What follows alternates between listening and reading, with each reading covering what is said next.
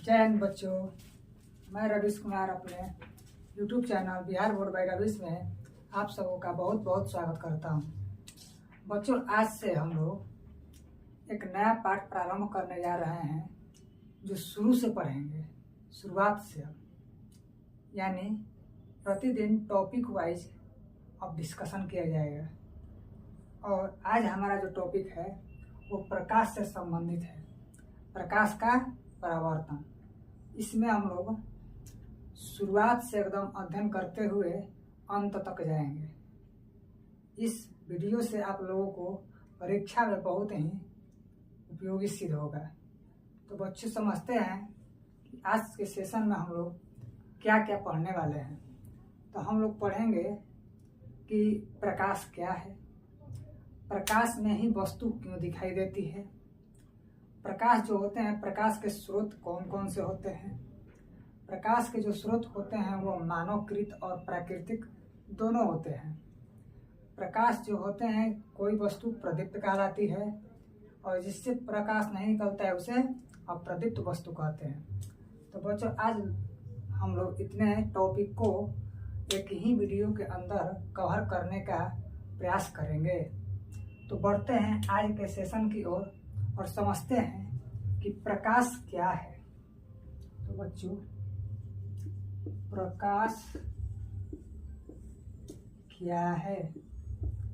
बच्चों, ये जो टॉपिक प्रारंभ कर रहे हैं इससे लगभग 15 प्रश्न, लगभग 12 से 15 प्रश्न परीक्षा में पूछ लिए जाते हैं। तो इसे कृपया ध्यान से देखने का और सुनने का प्रयास कीजिएगा और एक साथ ही कॉपी बुक में लिखने का प्रयास कीजिएगा और जितना अधिक हो सके हमारे साथ बोलने का प्रयास करना। तो समझते हैं कि प्रकाश क्या है। तो बच्चों, प्रकाश जो है एक प्रकार का ऊर्जा होता है। प्रकाश जो होता है एक प्रकार का क्या होता है? ऊर्जा होता है। इसके बाद हम लोग पढ़ेंगे कि प्रकाश जो है सरल रेखा में गमन करती है, सरल रेखा में गमन करती है।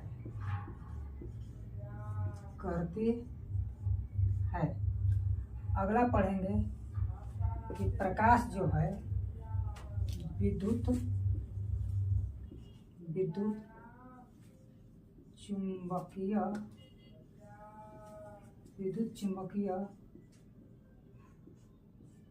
तरंग की भांति व्यवहार करती है।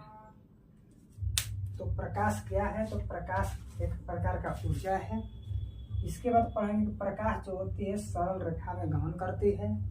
इसके बाद पढ़ेंगे कि प्रकाश जो है विद्युत चुंबकीय तरंग की भांति व्यवहार करती है। बच्चों, अगला पॉइंट जो पढ़ेंगे इसमें कि प्रकाश जो होती है वो कण तथा तरंग, प्रकाश जो होती है कण तथा तरंग दोनों की भांति व्यवहार करती है। तो समझेंगे कि प्रकाश का कण किसने दिया था और प्रकाश का तरंग सिद्धांत किसने दिया था। तो बच्चों, चलते हैं इस पर हम लोग समझते हुए आगे।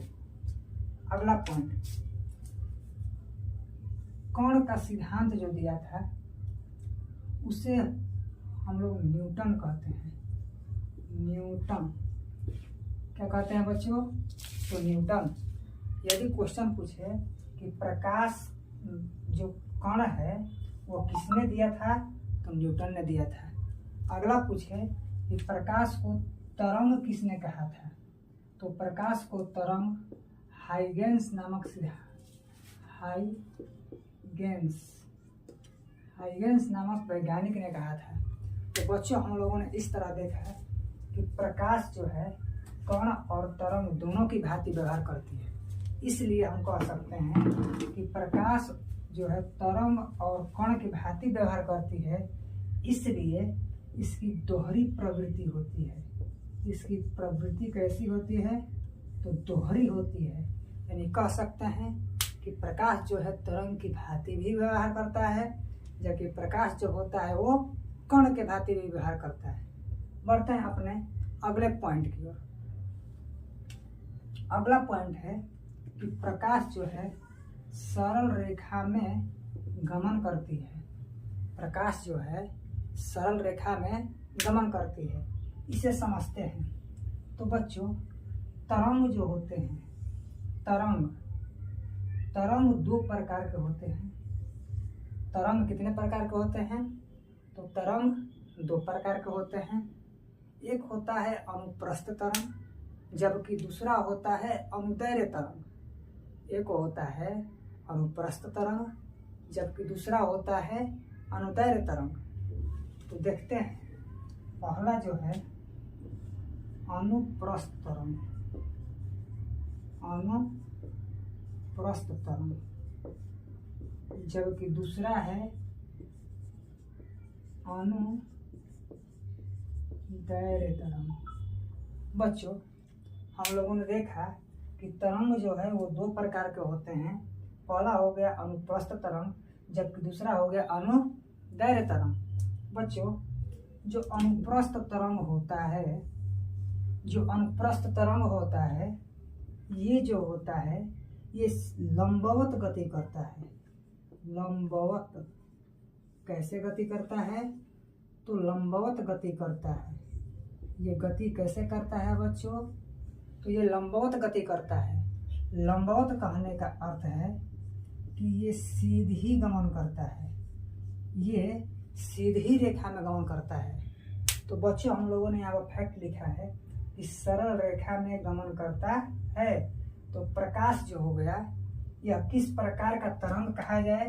तो अनुप्रस्थ तरंग, क्योंकि अनुप्रस्थ तरंग में जो कण गति करते हैं वो लंबवत गति करते हैं, यानी कि सीधी रेखा में गमन करते हैं। इसीलिए प्रकाश को अनुप्रस्थ तरंग भी कह सकते हैं। आगे बढ़ते हैं।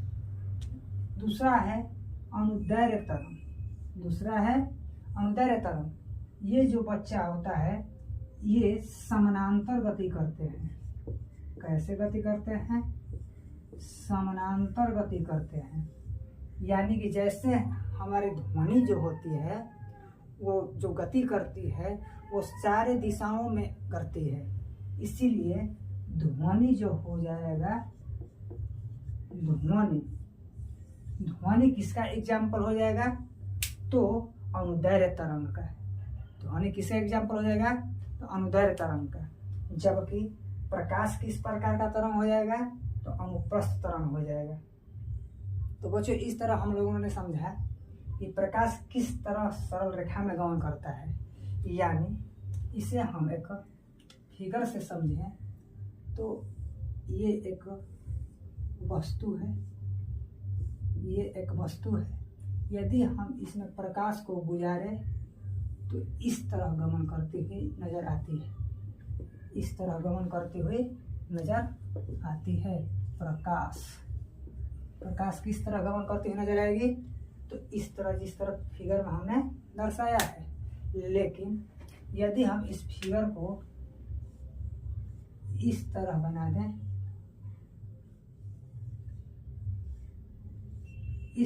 दें, टेढ़ी मेढ़ी, तो टेढ़ी मेढ़ी में फिगर जो होता है प्रकाश गमन नहीं कर पाता है, यानी कि सीधी रेखा में गमन कर पाता है, जबकि टेढ़ी मेढ़ी रेखा में प्रकाश गमन नहीं कर पाता है। यानी कि ये सीधी रेखा और ये हो जाएगा टेढ़ी मेढ़ी।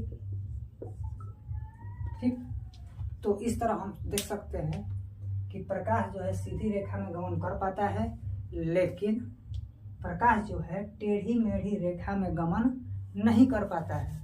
तो बच्चों, हम लोगों ने इस तरह समझा कि प्रकाश जो है एक प्रकार का ऊर्जा है। इसे कैसे समझें? तो ऊर्जा जो है ये किसी न किसी रूप में दूसरे में काम आ जाता है। जैसे कि ऊर्जा जो है सौर ऊर्जा, सूर्य से ऊर्जा लेकर सोलर प्लेट विद्युत बना देता है। यानी कह सकते हैं इस तरह कि विद्युत से हमारे घरों में जो कार्य होता है उसमें ऊर्जा आता है, तो प्रकाश एक प्रकार का ऊर्जा भी है। तो प्रकाश एक प्रकार का ऊर्जा है। प्रकाश सरल रेखा में गमन करती है। प्रकाश जो है विद्युत चुंबकीय तरंग की भांति व्यवहार करती है। जो प्रकाश जो है वो अनुप्रस्थ तरंग की भांति भी व्यवहार करता है। इसके बाद पढ़ें कि प्रकाश जो होता है कण तथा तरंग दोनों की भांति व्यवहार करता है, जिसके कारण जैसे कि प्रवृत्ति दोहरी होती है। प्रकाश जो है कण जो सिद्धांत दिए थे वो न्यूटन थे, जबकि तरंग सिद्धांत जिसने दिया था वो हाइगेंस थे। तो बच्चों, हम लोगों ने प्रकाश क्या है इसके बारे में बहुत ही गहराई से समझाएं आप लोगों को। इसके बाद बताना कि इसमें आप लोगों को क्या समझ में नहीं आया है, वो हमें कमेंट के माध्यम से बताना, ठीक है।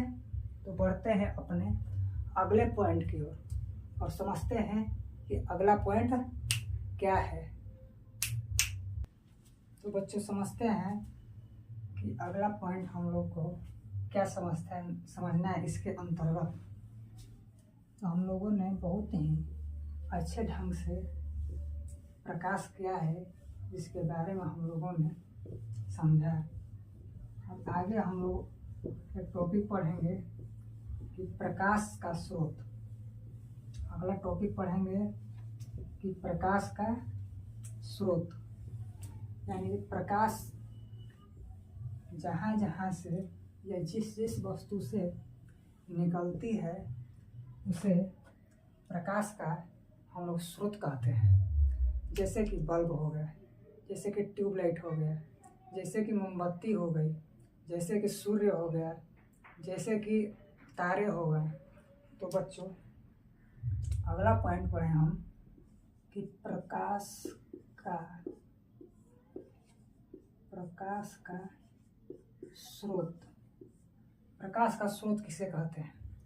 तो बच्चों, जिन जिन वस्तुओं से, या कोई भी वस्तु हो, या प्राकृतिक भी हो सकती है और मानवकृत भी हो सकती है, तो जिन जिन वस्तुओं से हमें प्रकाश मिलता है उसे हम प्रकाश का स्रोत कहते हैं। यानी कोई भी वस्तु हो, कोई वस्तु हो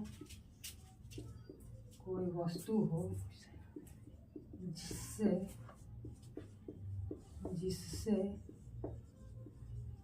हमें प्रकाश मिलता हो उस वस्तु को प्रकाश का स्रोत कहते हैं। तो बच्चों, हम लोगों ने देखा कि प्रकाश का स्रोत उसे कहते हैं जिस वस्तु से प्रकाश निकलता हो। ये जो है प्रकाश का स्रोत, ये दो प्रकार के होते हैं। पहला होता है प्राकृतिक, जबकि दूसरा होता है मानवकृत। यानी कि प्राकृतिक के मतलब होते हैं कि उसमें मानव का कोई हस्तक्षेप नहीं होता है। एक होता है प्राकृतिक स्रोत, प्रकाश का एक हो गया प्राकृतिक स्रोत, जबकि दूसरा हो जाएगा प्रकाश का मानवीय स्रोत। प्रकाश का मानवीय स्रोत। तो बच्चों, प्रकाश जिन जिन वस्तुओं से निकलती है उसे हम प्रकाश का स्रोत कहते हैं, जिसमें हम पहला पढ़ेंगे प्राकृतिक स्रोत। यानी प्राकृतिक स्रोत का मतलब होता है इसमें मानव का कोई हस्तक्षेप नहीं होता है।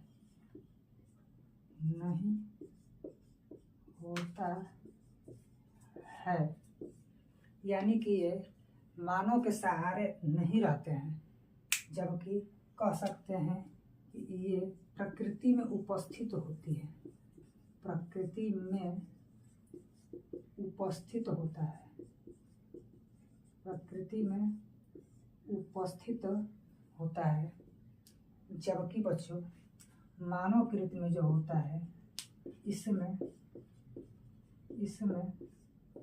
मानव का हस्तक्षेप होता है। तो प्राकृतिक स्रोत में मानव का कोई हस्तक्षेप नहीं होता है, जबकि मानवीय स्रोत में मानव का हस्तक्षेप होता है। इसे हम लोग एग्जाम्पल से अच्छे ढंग से समझते हैं। बच्चों, एक उदाहरण है जिससे सारी दुनिया प्रकाशित होती है, जिसे हम लोग सूर्य कहते हैं।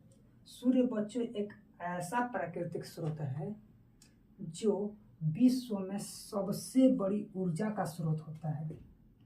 विश्व में ऊर्जा का सबसे बड़ा स्रोत। सूर्य को ऊर्जा का प्राकृतिक स्रोत कहा जाता है, जो विश्व में सबसे अधिक ऊर्जा का भंडार रखता है। यानी कि इसमें हम लोग दो गैसों को पढ़ते हैं, एक होता है हाइड्रोजन, जबकि दूसरा होता है हीलियम। यानी कि हम लोग कह सकते हैं कि सूर्य जो है दो गैसों से मिलकर बना होता है, जिसमें एक हाइड्रोजन जबकि दूसरा हीलियम होता है। बच्चों, इसी तरह हम लोगों का जो तारे होते हैं, क्या होते हैं? तारे के पास भी अपना प्रकाश उपस्थित होता है। जबकि एक आप लोग कभी कभी रात में किसी जीव को बढ़ते हुए बुझते हुए देखे होंगे, जिसको हम लोग जुगनू कहते हैं। जिसे हम लोग जुगनू कहते हैं। तो बच्चों, ये जो 3 एग्जाम्पल हमने दिया कि सूर्य, तारा, जबकि जुगनू, ये तीनों जो होते हैं प्रकाश के प्राकृतिक स्रोत के अंतर्गत आते हैं। जबकि मानव कृत में हम लोग जैसे बल्ब, मोमबत्ती,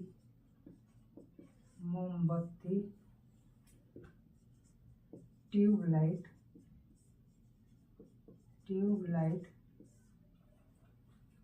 ठीक। मानवीय में क्या हो गया? बल्ब, मोमबत्ती, ट्यूबलाइट, लालटेन, ये सब जो बच्चे हैं ये प्राकृतिक ऊर्जा प्रकाश के स्रोत होते हैं। तो बच्चों, हम लोगों ने देखा कि प्रकाश के स्रोत जो होते हैं, जिनसे कोई वैसी वस्तुएं जिनसे प्रकाश उत्पन्न होती है। प्रकाश के स्रोत हम लोगों ने 2 प्रकार से पढ़ा, प्राकृतिक स्रोत और दूसरा मानवीय कृत स्रोत। तो बच्चों, जिसमें हम लोगों ने प्राकृतिक स्रोत में पढ़ा कि सूर्य, तारे और जुगनू प्राकृतिक स्रोत के अंतर्गत आते हैं, जबकि बल्ब, मोमबत्ती, ट्यूबलाइट और लालटेन ये मानवकृत स्रोत के अंतर्गत आते हैं। तो बच्चों, हम लोगों ने अभी तक 2 टॉपिक को कवर किया, जिसमें पहला टॉपिक हम लोगों ने पढ़ा कि प्रकाश क्या है, जबकि दूसरा टॉपिक हम लोगों ने पढ़ा कि प्रकाश के स्रोत क्या होते हैं। बढ़ते हैं अपने अगले टॉपिक की ओर और समझते हैं कि अगला टॉपिक क्या है। बच्चों, इस सेशन को अच्छे से आप लोग रखे रहना, कॉपी बुक में नोट करते हैं।